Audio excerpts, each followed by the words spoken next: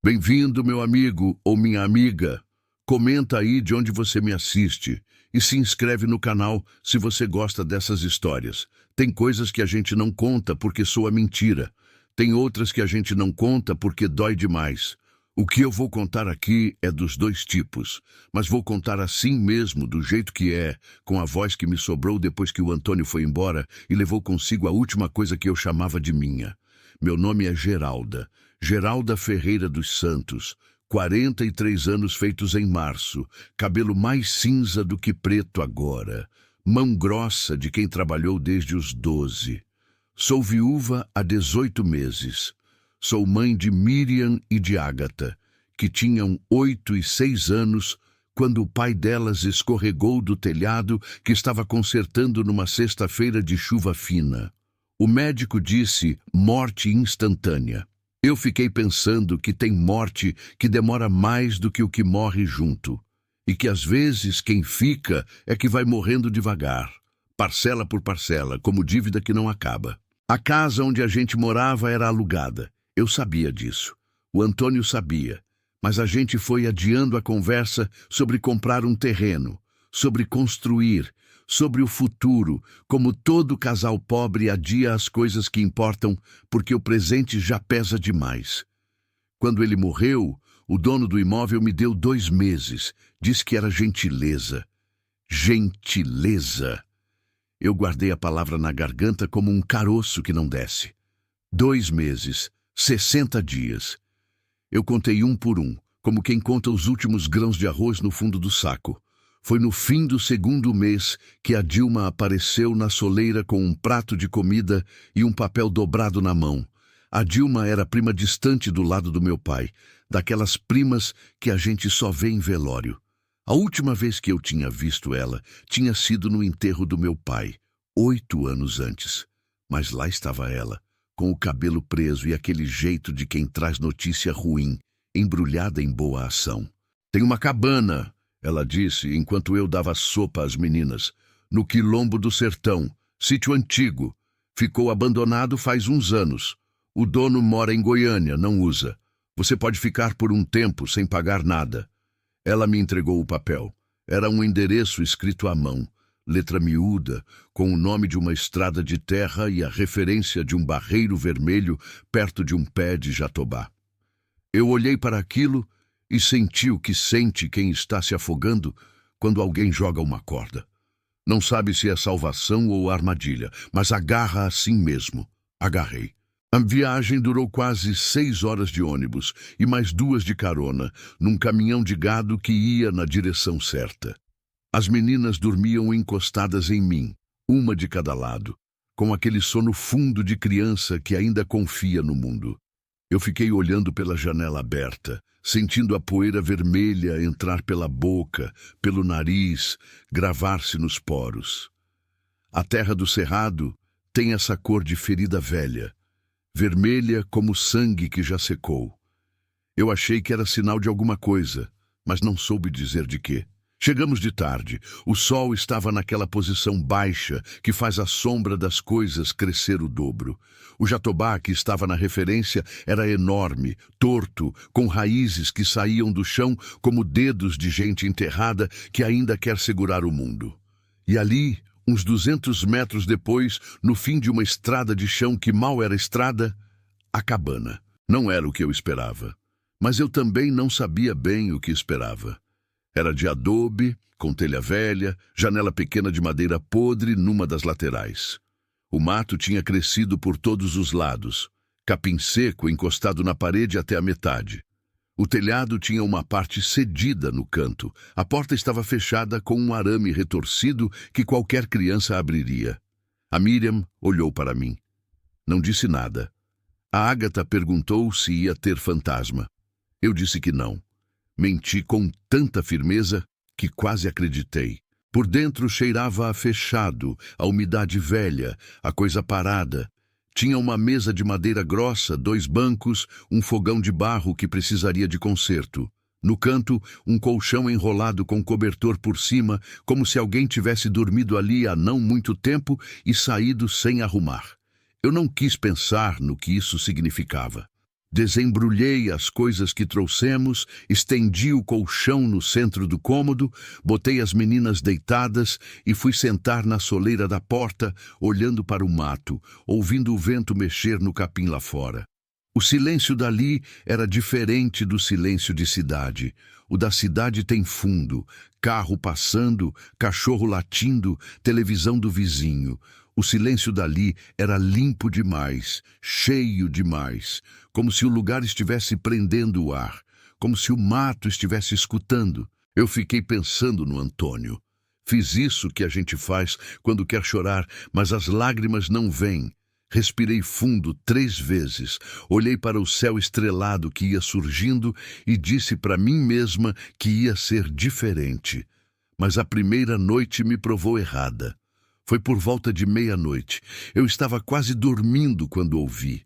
Não foi um barulho de animal. Animal tem som sujo, irregular, vivo.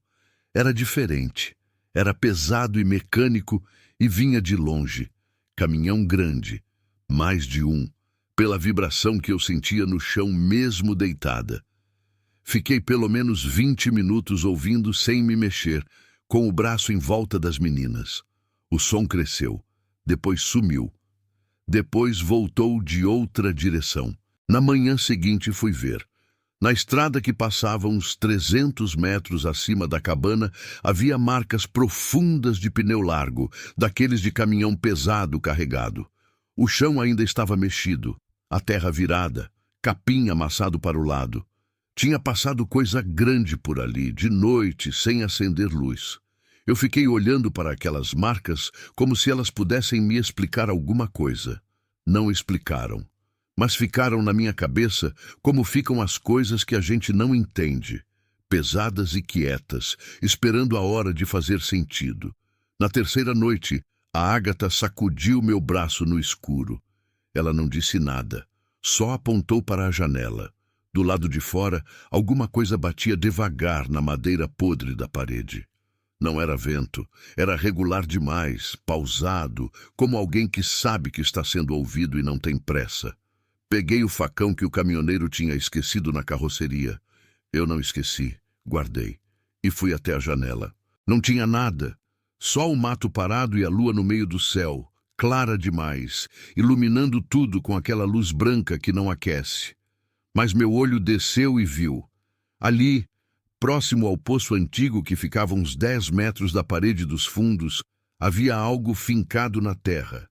Saí com o facão na mão, descalça, a terra fria e úmida entre os dedos, e fui até lá. Era uma cruz de madeira. Pequena, quebrada no braço esquerdo, fincada não tão fundo, como se alguém tivesse empurrado às pressas.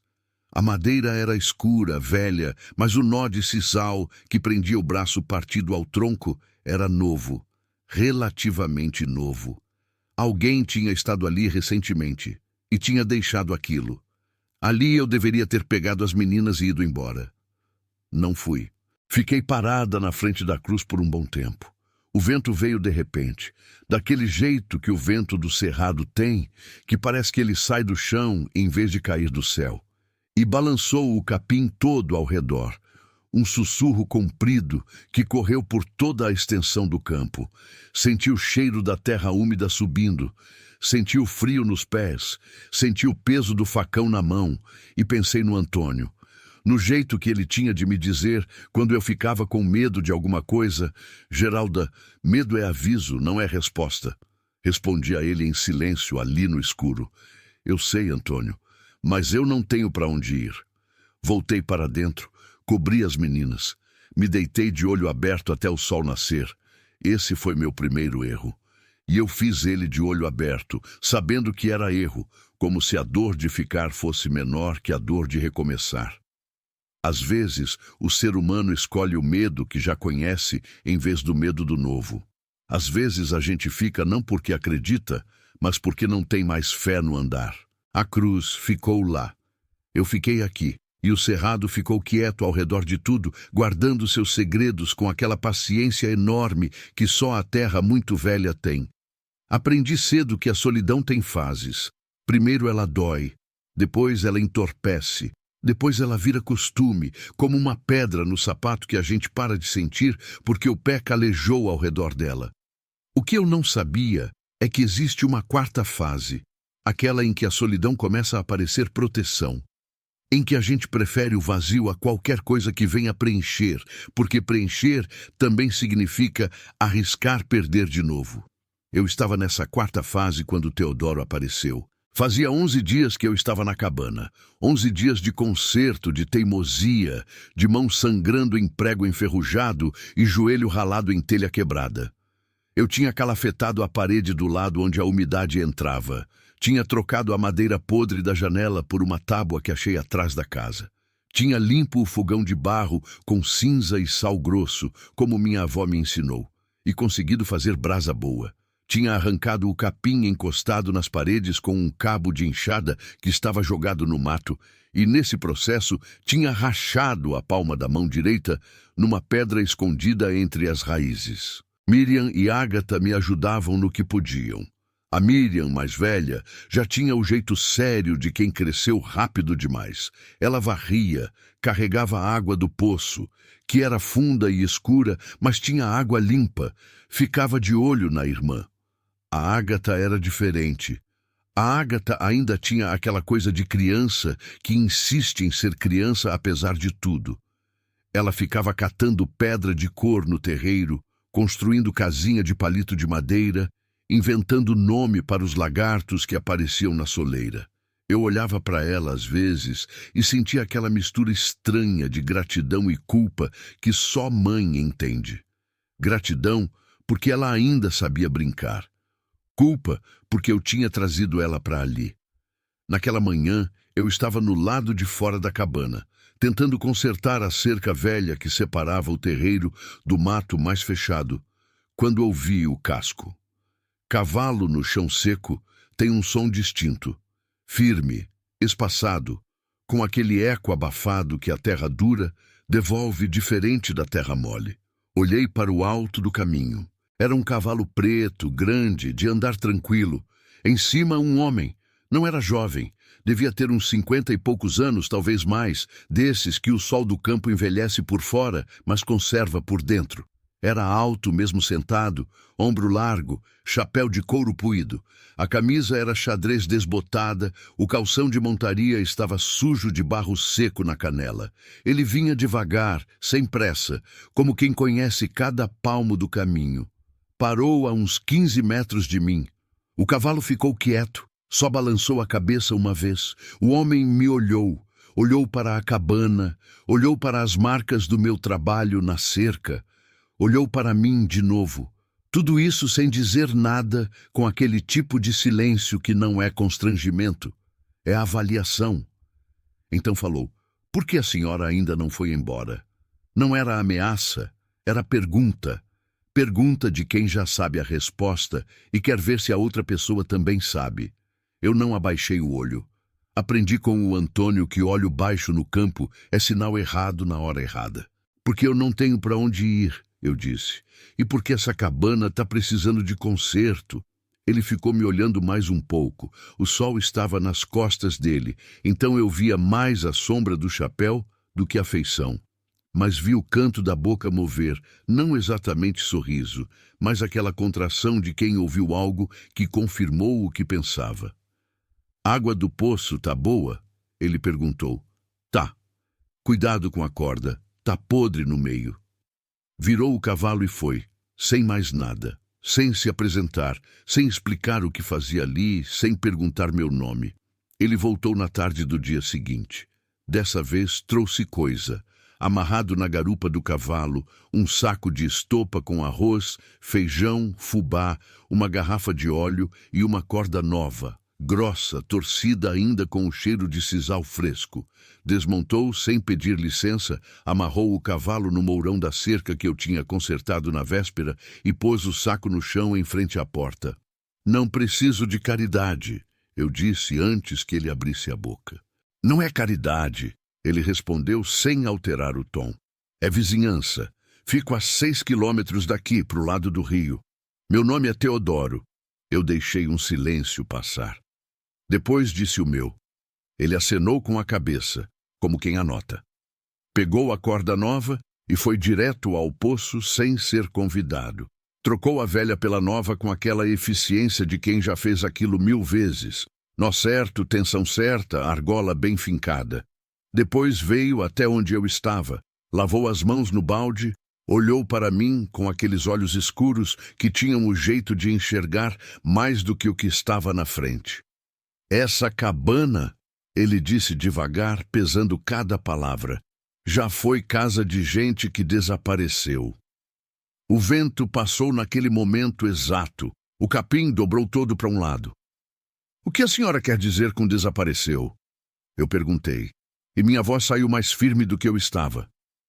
Quer dizer que morava, e um dia não morava mais. Ele pausou. Sem avisar, sem levar coisa, sem deixar endereço. Olhei para ele, ele olhou para mim. E o senhor me conta isso por quê? Porque a senhora parece mulher de senso, ele disse, e mulher de senso merece saber onde pisou. Pegou o chapéu, deu um aceno curto com a cabeça, desmontou o nó do cavalo e foi embora pela mesma estrada que tinha vindo.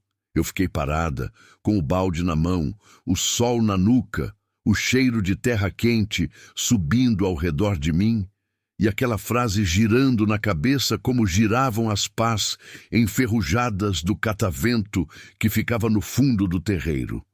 Gente que desapareceu. Ele voltou mais 2 vezes naquela semana. Trouxe uma enxada nova numa delas. Na outra, não trouxe nada. Só parou na beira da estrada e ficou olhando a cabana de longe por um tempo, como se estivesse calculando alguma coisa. Eu vi da janela, não saí. Não sei porquê. Acho que queria ver o que ele fazia quando achava que não estava sendo visto. Ficou uns 10 minutos. Depois foi embora. Na 4ª visita, ele desceu do cavalo e sentou no banco de fora que eu tinha improvisado com uma tábua e 2 pedaços de eucalipto. Eu trouxe água com rapadura porque era tudo que eu tinha de diferente para oferecer. Ele aceitou sem cerimônia.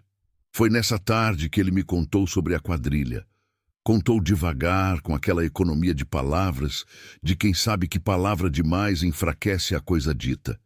Disse que havia anos que homens passavam de madrugada por aquelas estradas.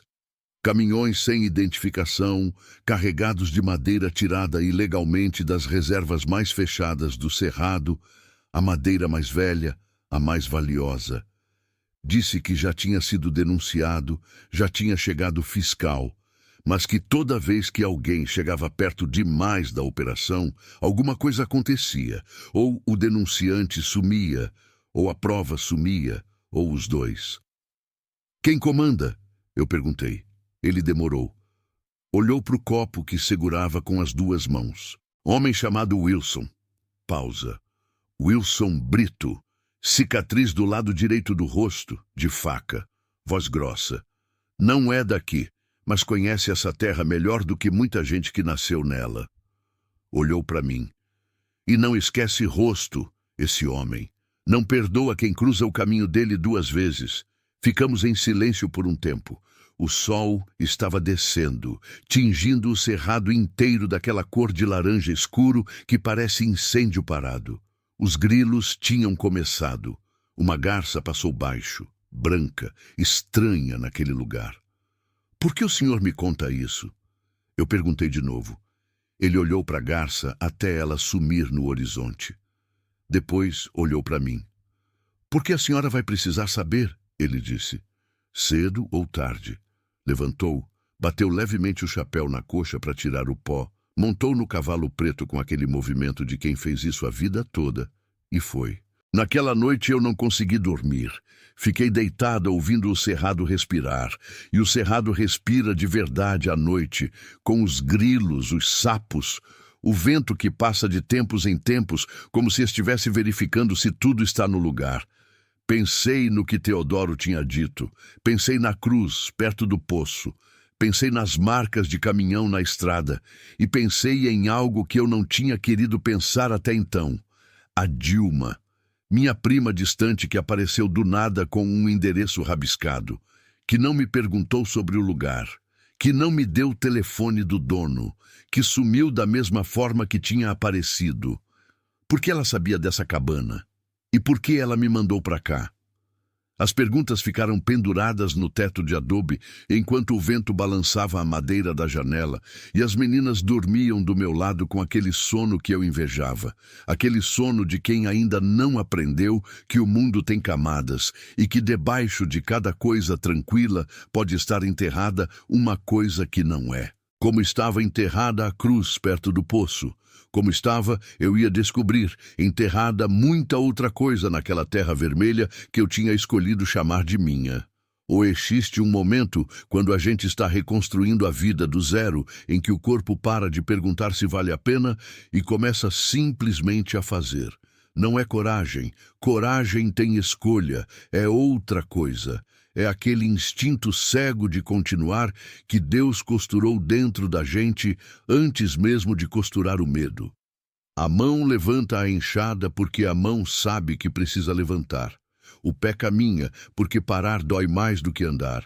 E vai indo assim, sem heroísmo, sem discurso, só o dia que nasce e o trabalho que chama. Foi assim que eu fui ficando. Nas primeiras semanas, eu trabalhei como nunca tinha trabalhado na vida. E eu já tinha trabalhado muito. Acordava antes do sol, quando o céu ainda estava naquela cor cinza azulada que parece hesitação, e ia arrumando o que precisava ser arrumado. Consertei o telhado com telhas que achei empilhadas atrás da casa, cobertas de cupim, mas ainda úteis no miolo. Fechei a fresta da parede dos fundos com barro amassado com palha seca, do jeito que vi minha avó fazer quando eu era menina. Limpei o terreiro de pedra em pedra, de raiz em raiz, até ter um espaço plano onde as meninas pudessem andar sem machucar o pé. Plantei, isso foi o mais importante. Plantei maxixe, quiabo, coentro, cebolinha. O que eu tinha guardado de semente num saquinho de pano que trouxe comigo como se fosse coisa valiosa. E era a coisa mais valiosa que eu tinha. A terra ali era boa, escura embaixo da camada vermelha de cima, daquelas terras que aceitam semente com gratidão. Em menos de 2 semanas, já tinha verde novo pontinhando no canteiro. Eu ficava olhando para aqueles brotos toda manhã como se fossem promessa, porque eram. Teodoro aparecia de tempos em tempos, nunca avisava, nunca ficava muito, trazia coisa útil.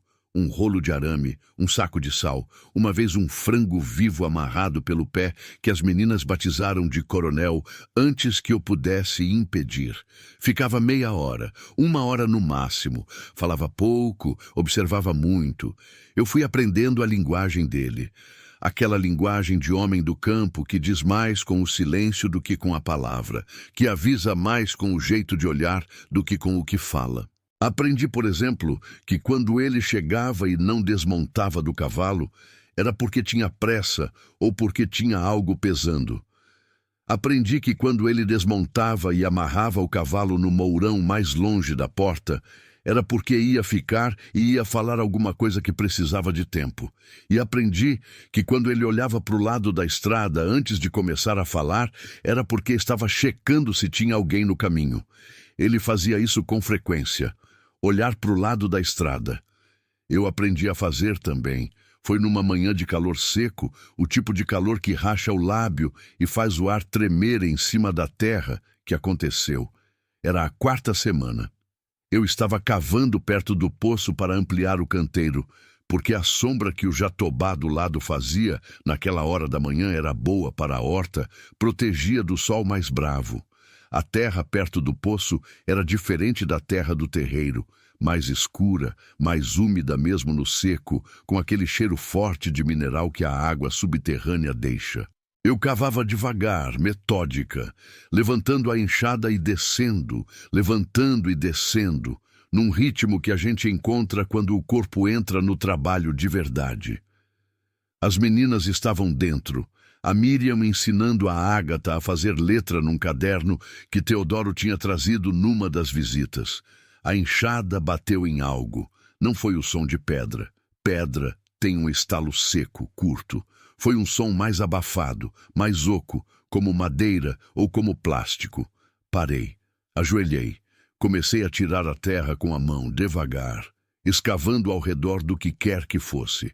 Era uma lata grande, daquelas de tinta de 18 litros, tampada com a tampa original mais fita adesiva por cima, várias voltas de fita, daquele tipo largo e cinza que usa em obra.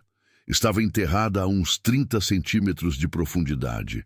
A terra ao redor estava levemente diferente das camadas mais antigas, sinal de que alguém tinha cavado ali há relativamente pouco tempo. 1 ano, talvez 2, não mais. Fiquei olhando para ela por um bom tempo, ajoelhada, com a terra nas mãos, o sol nas costas, o suor escorrendo pelo pescoço. Podia ser qualquer coisa: dinheiro escondido, veneno, documento, droga, coisa de gente honesta ou coisa de gente que não era. Minha mão foi em direção à fita, parei, pensei em Teodoro, pensei no que ele tinha dito sobre gente que desaparecia. Pensei nas marcas de caminhão na estrada de madrugada. Pensei na cruz de madeira com o nó de sisal novo. Recolhi a mão. Tampi a lata de volta com a terra, devagar, do jeito que estava. Recoloquei cada torrão no lugar. Pisei levemente para não deixar marca de escavação fresca. Depois peguei a enxada. Voltei para dentro da cabana. Lavei as mãos no balde. Sentei na mesa e fiquei olhando para o nada por um tempo que eu não soube medir. Não contei para as meninas. Naquela tarde, Teodoro veio, desmontou, amarrou o cavalo no mourão mais longe. Eu servi água. Sentamos do lado de fora. O sol estava descendo, pintando o cerrado de vermelho, e os pássaros estavam naquela agitação que fazem sempre antes de pousar para dormir. Um barulho bonito e confuso de asa e chamado. Eu disse: encontrei uma coisa enterrada perto do poço. Ele não se mexeu. Só os olhos se moveram para mim. Lata grande, tampada, não abri. Silêncio. Ele olhou para o lado da estrada. Olhou de volta para mim. Fez certo, ele disse. O que tem dentro? Ele ficou quieto um tempo longo. O tempo em que o último sol sumiu atrás do cerrado e a cor do céu virou aquele roxo escuro que antecede o preto. Os grilos começaram. Prova, ele disse por fim. Documento. Foto. Nota fiscal fria. Coisa que alguém guardou porque sabia que um dia ia precisar. Pausa. Ou coisa que alguém guardou porque descobriu demais e não sabia mais o que fazer com o que sabia. Eu deixei aquilo assentar. Depois perguntei: essa pessoa ainda está viva? Ele olhou para mim com aqueles olhos que tinham aprendido a não revelar mais do que o necessário. Não sei, ele disse. E pelo jeito que disse, eu soube que ele sabia, e que a resposta era não. Naquele momento, eu deveria ter pedido para ele me ajudar a sair dali. Deveria ter dito: Teodoro, me ajuda a colocar as meninas num ônibus, me ajuda a chegar numa cidade, qualquer cidade, onde eu some num anonimato de gente e ninguém sabe meu rosto. Deveria ter ido. Não fui. E essa foi a diferença entre o meu primeiro erro e o meu segundo. O primeiro eu fiz por desespero, sem escolha. O segundo eu fiz de olho aberto, com escolha, sabendo o peso do que estava decidindo.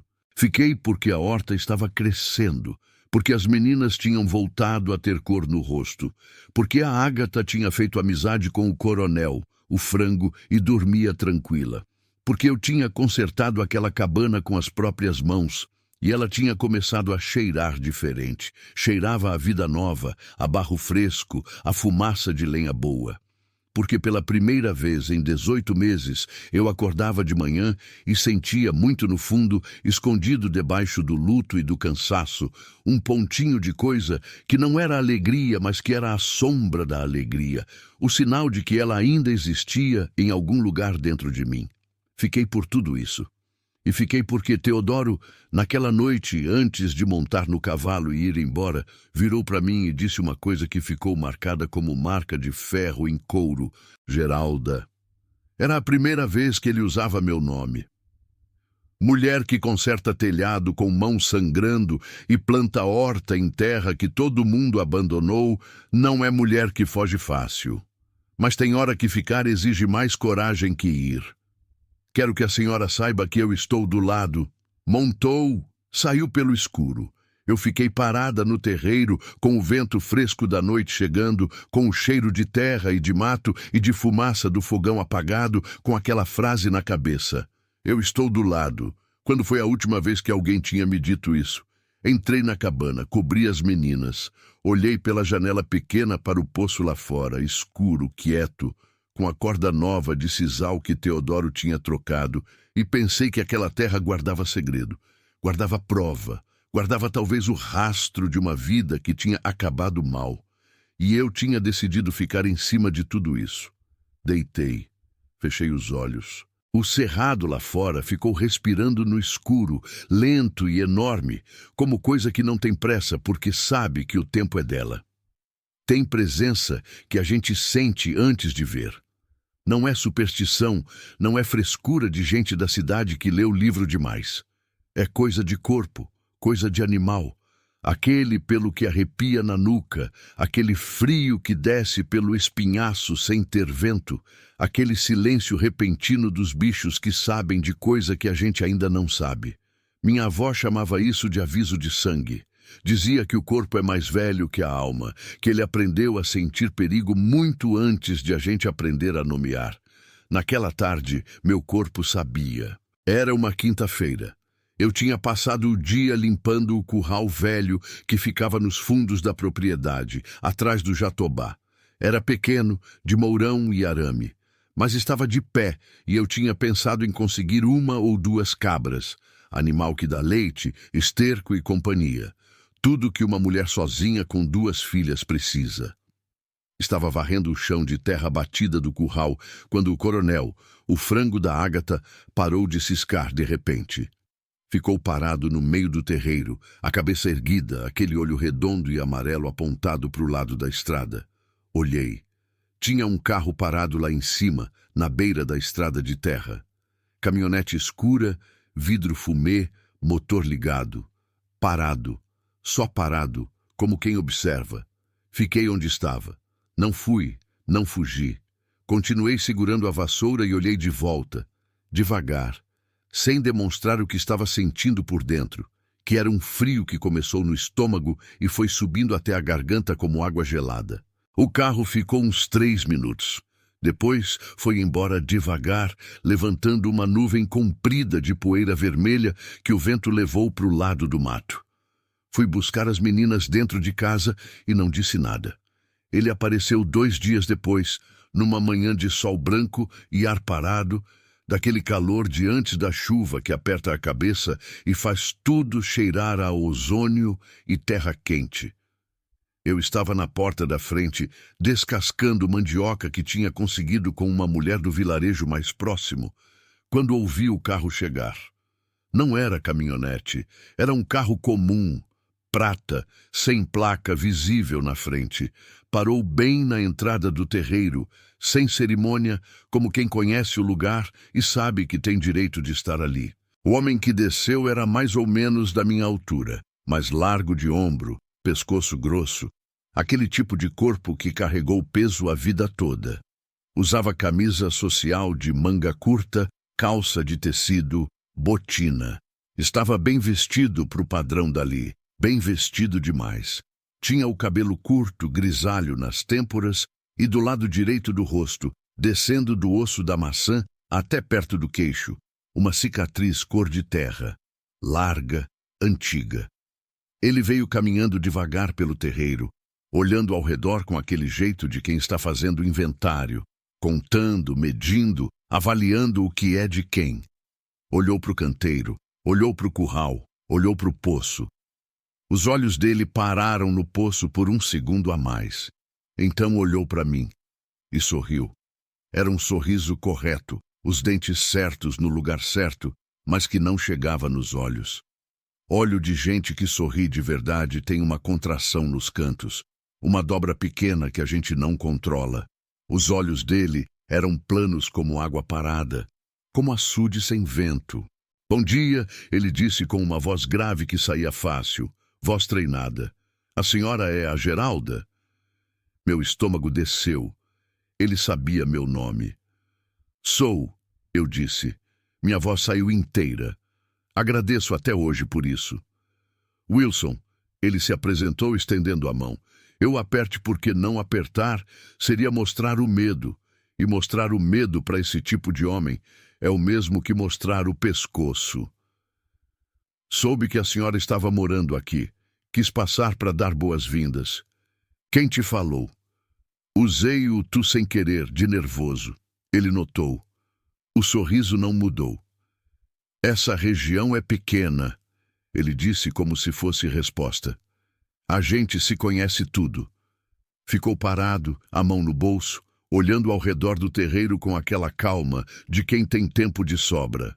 Os olhos voltaram para o poço outra vez. Bonito trabalho, ele disse. A senhora consertou bastante coisa aqui. Preciso de um lugar para as meninas.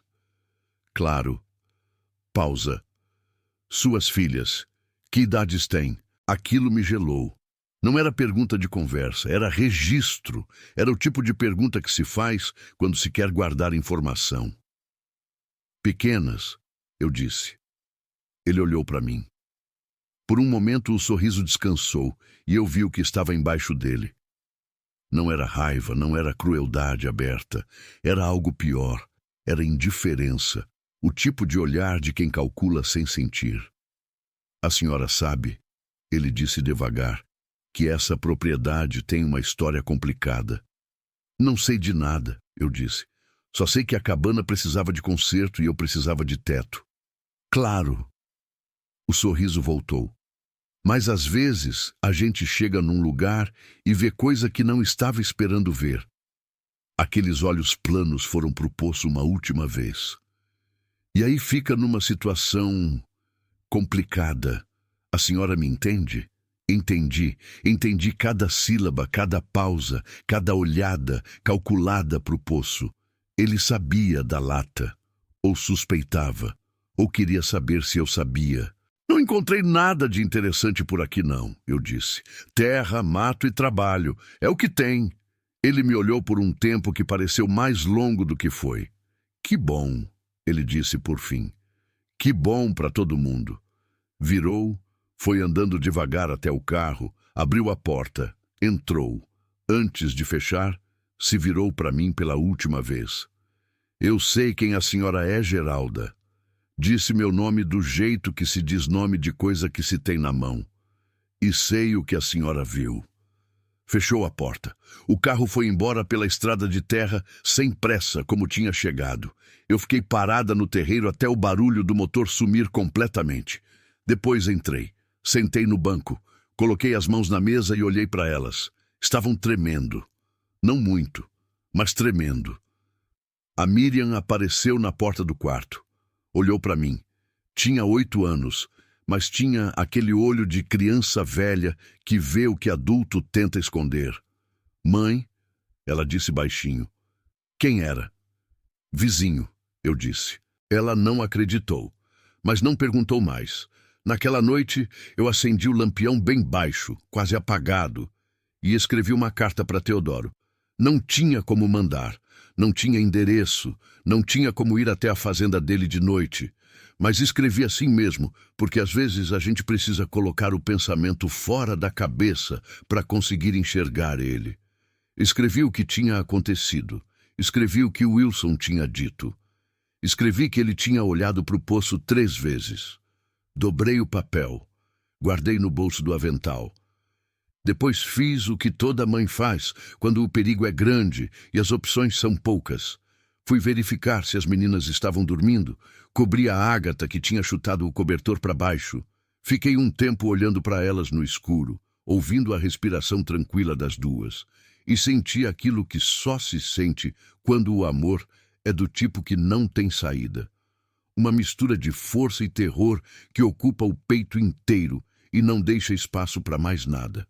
Voltei para a sala, peguei o facão, coloquei do lado da minha cama, deitei sem dormir. O cerrado lá fora estava inquieto naquela noite. Os animais estavam diferentes, os sapos mais calados, os grilos parando e recomeçando em intervalos irregulares, como quando tem coisa se movendo no mato e eles ficam em alerta. Eu conhecia esse padrão. Aprendi a conhecer nas semanas que estava ali. O cerrado tem uma gramática própria, e quando a gramática muda, é porque alguma coisa mudou primeiro. Por volta de meia-noite ouvi o carro. Não parou perto. Passou devagar pela estrada lá em cima, o motor baixo, sem acender farol. Passou uma vez. Depois voltou. Depois sumiu. Fiquei deitada com o facão na mão até o dia clarear. Teodoro apareceu no meio da manhã seguinte, antes que eu pudesse ir procurá-lo. Desmontou rápido, amarrou o cavalo no mourão de sempre, veio até mim com o passo mais apressado do que era costume nele. Eu vi nos olhos dele, antes mesmo de ele falar, que ele sabia. Wilson esteve aqui, eu disse antes que ele abrisse a boca. Ele fechou os olhos por um segundo. Abriu, assentiu. Eu soube ontem de tarde. Devia ter vindo antes. A voz estava diferente, mais tensa, com aquela carga de quem carrega culpa. O que ele disse? Eu contei tudo. Cada palavra, cada olhada para o poço, a frase final. Teodoro ficou escutando com os braços cruzados, os olhos no chão, a mandíbula apertada. Quando terminei, ele ficou quieto um tempo longo. Geralda, ele disse por fim, e a voz tinha aquela gravidade de coisa importante chegando. Eu preciso te contar uma coisa. Devia ter contado antes e não contei porque achei que ia assustar e precisava que a senhora ficasse. Olhei para ele. Precisa que eu ficasse para quê? Ele respirou fundo. Olhou para o lado da estrada. Olhou de volta para mim. A lata que a senhora achou perto do poço. Pausa. Eu sei o que tem dentro, porque fui eu que enterrei. O mundo ficou quieto ao redor de nós dois por um momento que não sei medir. O vento parou, os grilos pararam, até o cavalo ficou imóvel. Eu olhei para aquele homem que tinha me trazido corda, enxada, arroz, frango vivo, que tinha me dito eu estou do lado, e senti o chão mudar debaixo dos meus pés. Não de medo, não de raiva ainda, mas daquela tontura de quem percebe que a história que estava vivendo tem um tamanho diferente do que pensava, que tem paredes que ela não tinha visto. Então, começa do começo, eu disse. E não para no meio. Ele assentiu. E começou. Tem confissão que liberta quem fala. Tem confissão que pesa mais em quem escuta do que pesava em quem carregava. A de Teodoro foi do segundo tipo. Ele contou sentado no banco de fora, com os cotovelos nos joelhos e o chapéu nas mãos, virando o chapéu devagar pelos dedos, como quem precisa de alguma coisa para segurar enquanto larga outra. O sol estava forte, branco, daquele branco de meio de manhã que não tem sombra boa em lugar nenhum. O suor escorria pela têmpora dele. Eu não ofereci água. Não porque fosse crueldade, mas porque alguma coisa em mim entendia que ele precisava falar sem parar, que uma interrupção podia fechar aquela porta que ele estava abrindo com custo. Contou que conhecia aquela cabana havia mais de 15 anos, que o homem que morava ali antes se chamava Dirceu. Dirceu Alves Macedo, 58 anos, viúvo, sem filho. Um homem quieto que criava gado magro e plantava mandioca e não incomodava ninguém. Que Dirceu tinha começado a notar as movimentações de madrugada uns 3 anos atrás, os caminhões sem luz, as estradas reviradas, a madeira desaparecendo das reservas mais fechadas. Que Dirceu tinha anotado placa, horário, frequência, direção. Tinha fotografado com um celular velho, de longe, mal focado, mas o suficiente. Tinha guardado tudo numa lata de tinta enterrada perto do poço porque não confiava em ninguém e não sabia a quem entregar. E depois, eu disse quando ele parou, depois ele desapareceu, Teodoro disse. Um dia o cachorro dele estava latindo na beira da estrada, sozinho, sem dono. A porta da cabana estava aberta. O fogão estava aceso ainda, com feijão no fogo. Pausa. Nunca mais apareceu. Fiquei olhando para ele. E o senhor sabia disso tudo, eu disse devagar. E mesmo assim, deixou a Dilma me mandar para cá. Ele não desviou o olho. Esse foi o momento em que eu respeitei ele e odiei ele ao mesmo tempo. Eu precisava de alguém que morasse aqui, ele disse. Alguém que fosse testemunha viva, presença constante. Enquanto a cabana estava vazia, Wilson podia fazer o que quisesse nessa terra sem que ninguém soubesse. Com alguém morando, ele precisava ter cuidado. E se eu conseguisse chegar na lata com uma testemunha, com alguém que pudesse corroborar, a prova teria mais peso. Usou as minhas filhas como escudo, eu disse. A palavra escudo ficou no ar entre nós dois, como faísca antes do incêndio. Não como escudo, ele disse, e a voz rachou levemente, a primeira rachadura que eu via naquele homem de pedra. Como âncora, porque eu precisava de razão para continuar e a senhora precisava de chão para pisar. Pensei que podia ser os dois ao mesmo tempo. O senhor pensou errado. Eu sei. Silêncio. O vento veio de longe, trouxe cheiro de chuva. Aquele cheiro úmido e elétrico que chega bem antes da chuva, quando ela ainda está no horizonte, decidindo se vem. Olhei para o céu. Lá no oeste, uma parede de nuvem escura estava crescendo devagar. Aquelas nuvens altas de fim de tarde que, no cerrado, podem virar temporal em 40 minutos. O que tem na lata exatamente? Eu perguntei. Fotos. Caderno com anotações do Dirceu.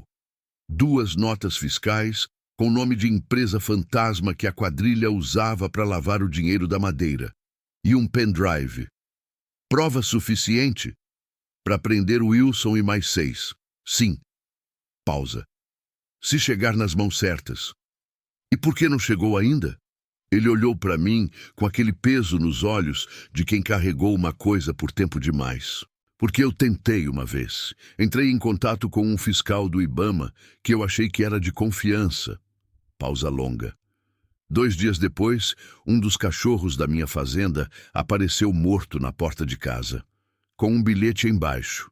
Não precisei perguntar o que dizia o bilhete. Então a senhora entende, ele disse. Não é simples. Não é ir até a delegacia mais perto. Esses homens têm raiz em lugar que a gente não vê. Tem gente dentro. Fiquei quieta por um tempo. O cheiro de chuva estava mais forte. O céu a oeste estava quase preto agora. Aquela nuvem enorme crescendo com aquela lentidão ameaçadora de coisa que tem certeza da própria força. Então, o que o senhor quer que eu faça? Eu perguntei. Quero que a senhora me ajude a tirar a lata daqui e levar até uma pessoa em Brasília. Jornalista. Alguém que não tem medo e que não tem conta a pagar para Wilson. Ele olhou para mim. Mas precisa ser rápido. Depois da visita dele ontem, não temos muito tempo. Eu olhei para o poço, olhei para o mato, olhei para o céu que estava virando noite antes da hora. Quando? Eu disse. Amanhã de manhã cedo, antes do sol. Ele se levantou, colocou o chapéu. Esta noite a senhora não abre a porta para ninguém. Para ninguém, Geralda. Nem que conheça a voz. Montou no cavalo. Antes de sair, parou. Eu errei em não te contar antes. Isso eu sei e carrego. Mas não errei em escolher a senhora. Uma pausa. Mulher que fica em pé depois de tudo que a senhora passou não cai fácil. Foi embora. A poeira que o cavalo levantou se misturou com o primeiro vento frio da tempestade que chegava. Jantei com as meninas mais cedo do que de costume. Fiz o que tinha: arroz, feijão, um ovo mexido. A Ágata falou sobre o coronel, que tinha dado um bote num lagarto e perdido, e riu sozinha da história. A Miriam ficou me olhando durante a refeição com aquele olho que via demais. Depois do jantar, eu disse que elas iam dormir mais cedo, porque no dia seguinte a gente ia sair antes do sol. Para onde? A Miriam perguntou. Ver um lugar, eu disse. A gente vai embora daqui? Eu olhei para ela. Para aquela menina de 8 anos que tinha o rosto do pai e os olhos da avó e que tinha passado os últimos 18 meses me vendo reconstruir a vida tijolo por tijolo sem reclamar uma vez. Não sei ainda, eu disse, mas a gente vai estar junto. Tá bom assim? Ela assentiu. Não estava satisfeita, mas aceitou. Criança que confia na mãe, aceita o que a mãe oferece mesmo quando não é suficiente. cobri as duas. Fiquei sentada na beira da cama delas, ouvindo a respiração delas aprofundar, enquanto lá fora a tempestade chegava. Chegou de vez às 10 da noite. Primeiro o vento, aquele vento de frente de temporal que não é brisa, é parede, que dobra o capim rente ao chão e tira folha de galho e traz cheiro de terra molhada de longe, misturado com o cheiro de raio. Depois o trovão, baixo primeiro, um ronco distante que foi chegando até que começou a fazer a telha vibrar. Depois a chuva. Não era chuva, era o tipo de coisa que no campo a gente não chama de chuva. Era descarga, era o céu virando de ponta cabeça, água grossa e rápida que martelava no telhado com um som de guerra, que em 2 minutos fez riacho novo no terreiro, que apagou qualquer som que não fosse ela mesma. Fiquei na sala com o lampião apagado, sentada na cadeira perto da janela, com o facão no colo, ouvindo a tempestade. Foi quando vi as luzes. Não eram raios. Raio ilumina tudo de uma vez, branco por fração de segundo. Essas luzes eram amarelas, direcionadas, e vinham da estrada lá em cima. Farol de carro. Mais de um, descendo devagar em direção à cabana. Me levantei, fui até o quarto das meninas, sacudi a Miriam. Miriam, levanta! Calada. Ela acordou sem fazer barulho. Aquele acordar rápido de quem aprendeu a não estranhar o perigo. Levantei a Ágata no colo, ainda dormindo. Miriam pegou os sapatos sem que eu precisasse pedir. Fui até a porta dos fundos, a que dava para o lado do curral e do mato, e abri devagar. A chuva me acertou toda de uma vez, fria, forte, cegando. Saí assim mesmo. A Miriam veio atrás, a mão dela agarrada na minha camisola. Atrás de nós, ouvi a porta da frente se abrir. Não foi arrombamento, foi aberta com chave. Um clique seco, metálico, de quem tem cópia. Aquilo foi mais aterrador do que se tivessem quebrado a porta, porque significava que eles tinham planejado, que sabiam, que sempre souberam. Corri. Com a Ágata no colo e a Miriam na mão, entrei no mato pelos fundos, descalça, a chuva apagando tudo, o chão escorregando embaixo dos pés. A Ágata acordou no meio da corrida e ficou quieta. Não sei se de medo ou se de alguma coisa que criança entende sem nome. A Miriam corria do meu lado sem soltar minha mão, sem chorar, com aquela coragem de 8 anos que enverga o coração de ver. Ouvi vozes atrás. Homens, mais de um. O mato estava escuro e molhado e as folhas cortavam o rosto e os galhos baixos agarravam o cabelo. Mas eu conhecia um pouco daquele caminho. Tinha caminhado por ali algumas vezes de dia, catando lenha, e o corpo guardou o mapa mesmo que a cabeça não tivesse mapeado com cuidado. Então, o chão sumiu embaixo do meu pé direito. Senti o barranco antes de ver. O pé escorregou, o joelho dobrou. Tentei firmar e não firme, e caí rolando, abraçada na Ágata, tentando proteger a cabeça dela com o braço, enquanto o mundo girava, e a lama entrava na boca e a chuva não parava. Parei no fundo do barranco, uns 3 metros de queda, terra e folha molhada amortecendo. Fiquei parada por 1 segundo, que pareceu minuto, tontinha, verificando a Ágata. Ela chorava agora, baixinho, com o rosto enterrado no meu pescoço.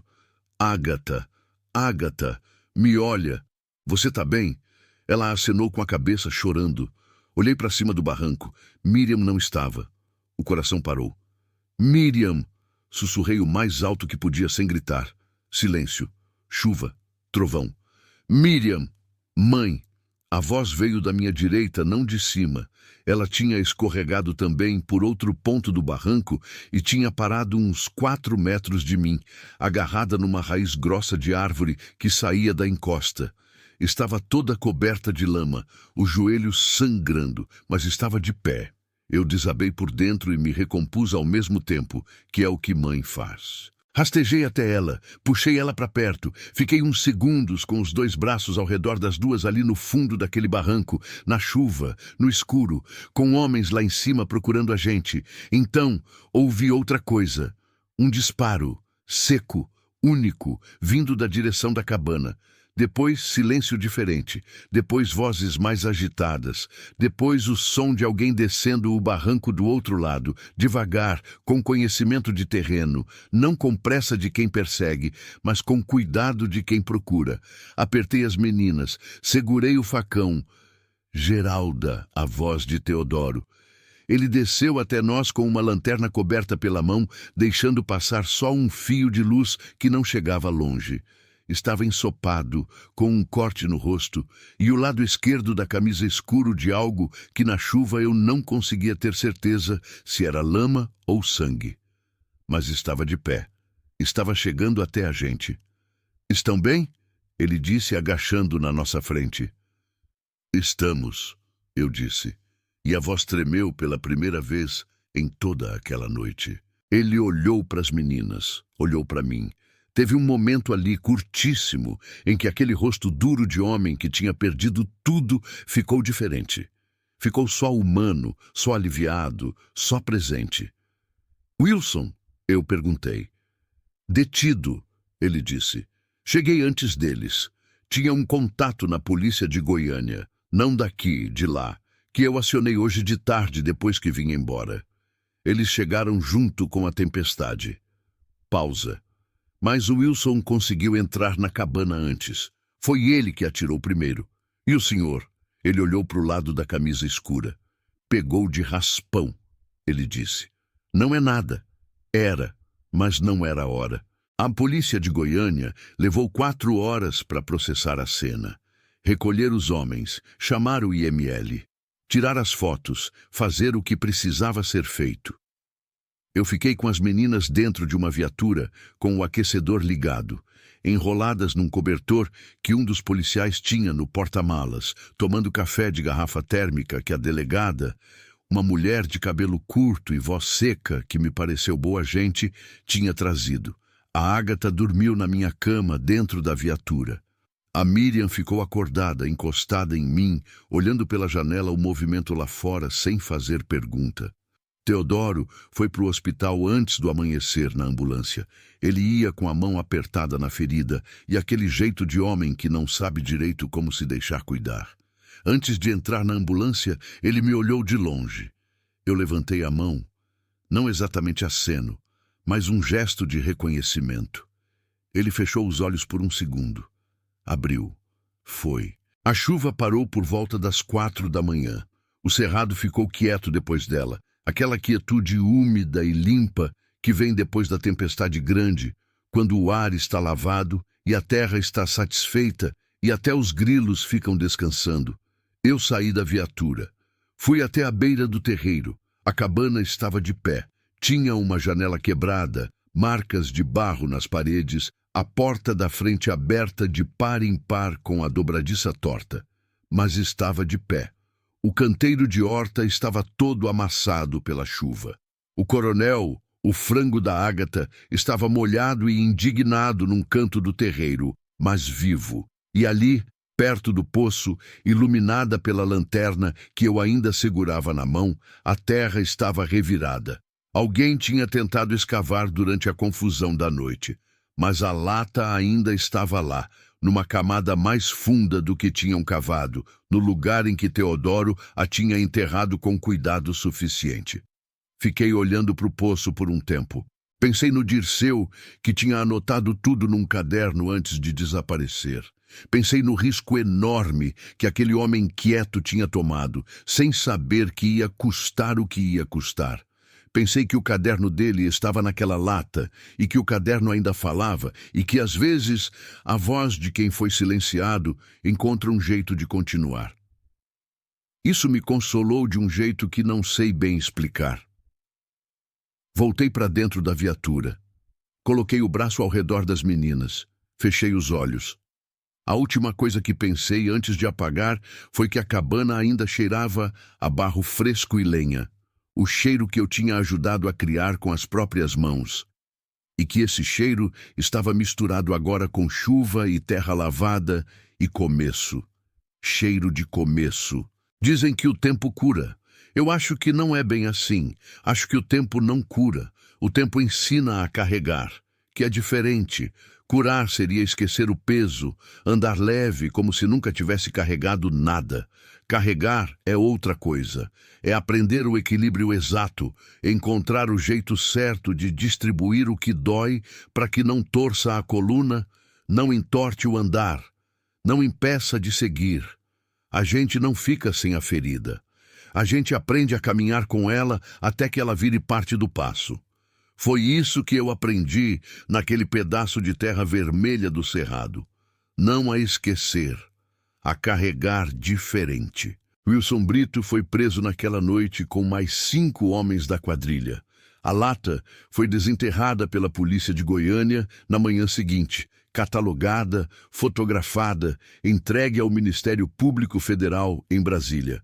O caderno do Dirceu, aquele homem quieto que eu nunca tinha conhecido e que tinha anotado tudo com letra miúda de quem sabia o que estava fazendo, virou peça central do processo.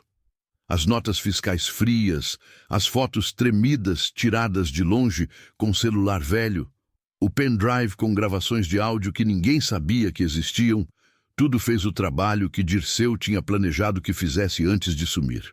Nunca encontraram o corpo dele. Isso ficou como ferida aberta no processo e ficou como ferida aberta em mim, porque eu morei na casa dele, dormi embaixo do teto que ele tinha construído, bebi a água do poço que ele tinha cavado e nunca soube o nome dele até a delegada me contar. Parece injustiça de um tipo particular, a de ser salva por alguém que não sabe que salvou. O julgamento durou quase 2 anos. Eu fui chamada a depor 3 vezes. Na primeira vez, as mãos tremeram tanto enquanto eu assinava o papel que o escrivão me olhou com aquela pena profissional de quem já viu gente assustada. Na segunda vez, eu fui sem tremer. Na terceira, eu fui com a Miriam, que tinha 10 anos já, e que eu achei que precisava ver. Precisava entender que o mundo tem escuridão, mas tem também esse mecanismo imperfeito e moroso, e às vezes injusto, mas real, de tentar acertar as contas. Wilson foi condenado a 23 anos. Os outros levaram entre 8 e 15. A empresa fantasma foi fechada. A reserva que eles estavam destruindo foi decretada área de proteção ambiental permanente por pressão do jornalista em Brasília. Aquele que Teodoro tinha mencionado, que recebeu a história e a publicou em série, e que ganhou um prêmio por isso num lugar que eu nunca soube o nome direito, mas que a delegada me contou era importante. O nome do Dirceu saiu nos jornais. Só isso, só o nome, mas saiu. Teodoro ficou 12 dias no hospital. A bala tinha entrado pelo lado esquerdo do abdômen e saído pelas costas sem acertar nada que não pudesse se recuperar, o que o médico chamou de milagre estatístico, e eu chamei pelo nome que aprendi com minha avó, Graça. Eu fui visitar uma vez, na primeira semana. As meninas ficaram com a delegada Conceição, que tinha virado uma espécie de anjo sem asas naqueles dias. Entrei no quarto do hospital com aquele cheiro forte de antisséptico que parece que cola na roupa. E encontrei ele sentado na cama, mais pálido do que eu tinha visto, com o curativo branco na lateral, lendo um almanaque velho que alguém tinha deixado. Ele me viu entrar e abaixou o almanaque. Fiquei parada perto da porta por um segundo. Depois puxei a cadeira e sentei. Ficamos em silêncio por um tempo razoável. Não era silêncio desconfortável. Era o silêncio de gente que passou por coisa grande junta e ainda está processando o tamanho do que passou. Você devia ter me contado, eu disse por fim. Devia, ele disse. Me usou. Usei. Pausa. Me arrependo do jeito, não me arrependo do resultado. Olhei para ele. Para aquele rosto duro que eu tinha aprendido a ler nos últimos meses. A linha da boca quando estava calculando. O desvio do olhar quando estava pesando palavra, a leve contração na testa quando alguma coisa o preocupava. Um rosto que tinha perdido muito, que carregava a perda como eu carregava a minha, só em jeito diferente. Por que a cabana estava vazia quando eu cheguei? Eu perguntei. Antes do Dirceu, quem morava lá? Ele olhou para as mãos. Minha irmã, ele disse. Marido dela, 2 filhos. Pausa longa. A Wilson não interessava só o Dirceu. Interessava qualquer um que estivesse naquela terra e pudesse ver o que ele não queria que vissem. Minha irmã viu. Contou para o marido. O marido foi reclamar. Ele parou. Recomeçou. Isso foi antes do Dirceu, 6 anos atrás. Eu não disse nada. Não tinha o que dizer. Então não foi só o Dirceu que me salvou. Eu disse depois de um tempo. Não. Foi a sua irmã também, sem saber. Ele fechou os olhos. Quando abriu, tinha alguma coisa diferente ali dentro. Não exatamente paz, mas aquela coisa que fica depois que a dor é finalmente dita em voz alta, nomeada, reconhecida por outra pessoa. Sim, ele disse, sem saber. Fiquei mais um tempo. Quando me levantei para ir, ele falou, Geralda, a fazenda. Ele hesitou, o que era raro nele. Não é só a cabana, tem mais 20 alqueires em volta, terra boa, com água. Eu não tenho herdeiro, não tenho família que use. Pausa. Você e as meninas poderiam ficar, de verdade. Com escritura, com direito, com o nome de vocês no papel. Eu olhei para ele por um bom tempo. Por quê? Eu disse. Porque você consertou o que estava quebrado, ele disse simplesmente. E porque aquela terra precisa de gente que sabe o valor de chão. Saí sem responder, mas saí pensando. Voltei para a cabana naquela tarde. Entrei sozinha, as meninas ainda com a Conceição.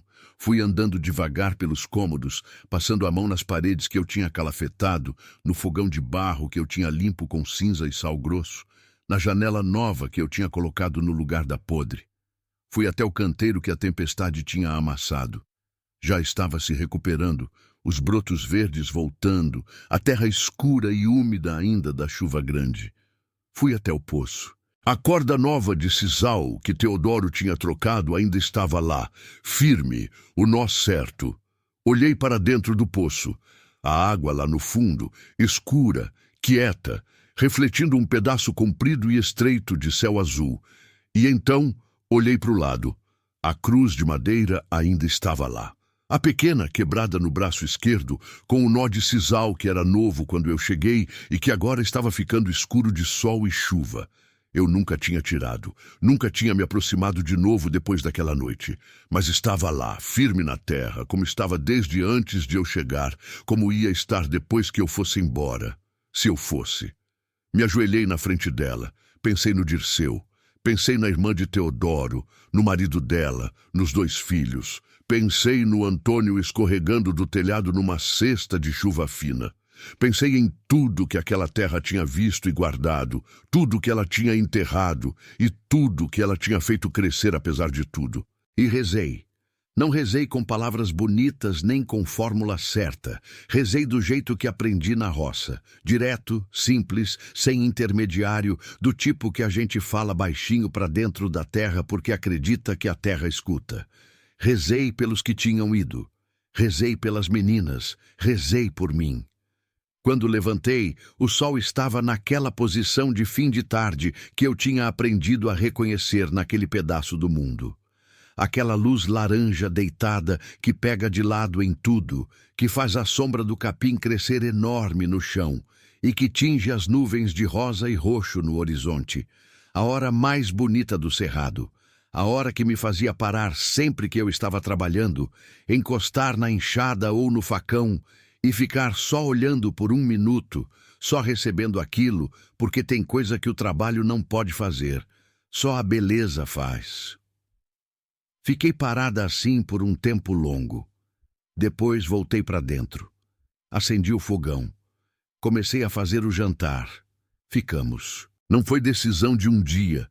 Foi decisão que se fez sozinha ao longo de semanas, como a horta que cresceu sem que eu precisasse ficar olhando. Eu preparei a terra, plantei a semente e o resto aconteceu porque era o que tinha que acontecer. Teodoro saiu do hospital e voltou para a fazenda dele, 6 quilômetros rio acima, mas passou a vir com mais frequência. Não toda semana, às vezes sim, às vezes a cada 15 dias. E quando vinha, ficava mais tempo. Ajudava com o que precisava ajuda. Sentava no banco de fora e tomava café e ficava em silêncio do jeito dele, que eu tinha aprendido a não tentar preencher. Não sei bem o que éramos um para o outro. Não era amor de novela, não era aquela coisa que explode e transborda. Era outra coisa. Era duas pessoas que tinham sobrevivido a perdas parecidas, cada uma do seu jeito, e que tinham encontrado na companhia uma da outra uma espécie de sustento silencioso. Como dois mourões que se apoiam um no outro, sem que nenhum dos dois precise admitir que precisava de apoio. A Miriam foi para a escola no vilarejo mais próximo, 6 quilômetros de estrada de terra. A Ágata foi junto. Eu comprei 2 cabras, chamadas, por insistência da Ágata, de costureira e doutora, nomes que até hoje não entendo a origem.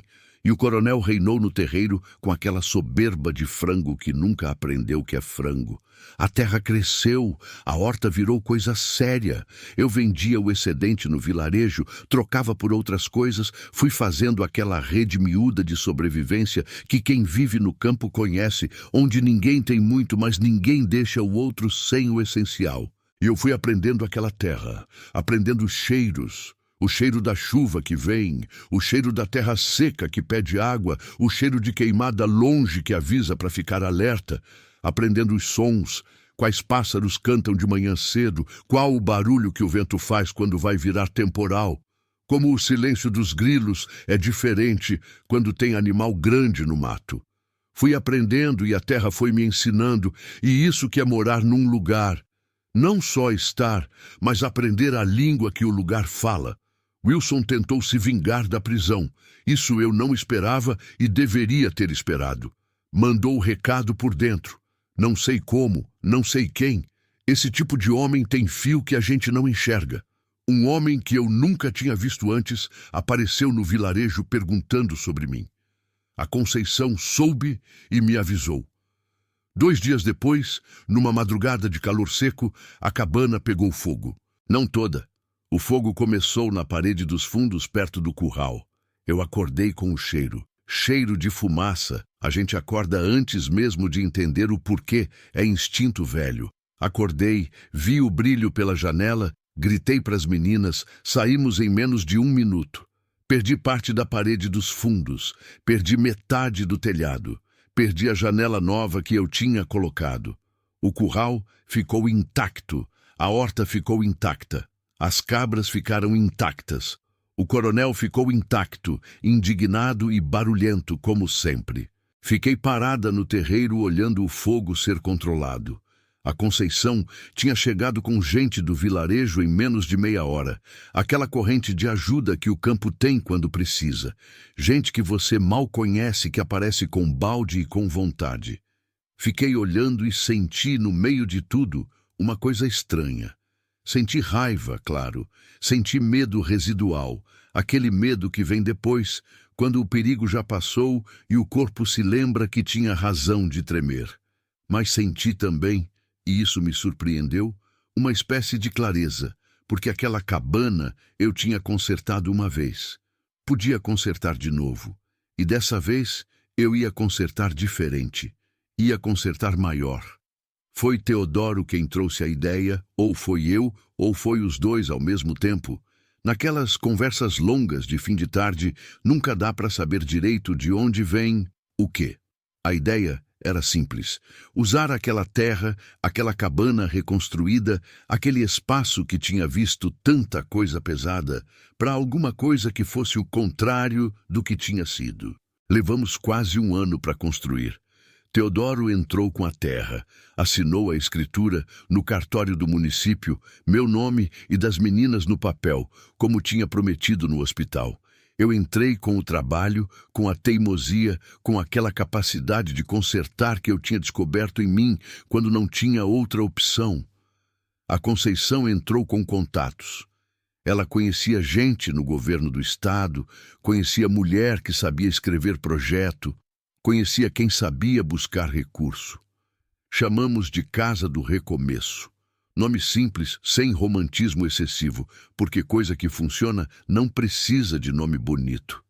Era um abrigo para mulheres, viúvas, mães que tinham fugido, mulheres que tinham perdido tudo e não sabiam mais o que eram fora da perda, que chegavam com mala pesada, não de roupa, de história, que chegavam com olho fundo de quem olhou para o abismo por tempo demais. Eu as recebia na porta.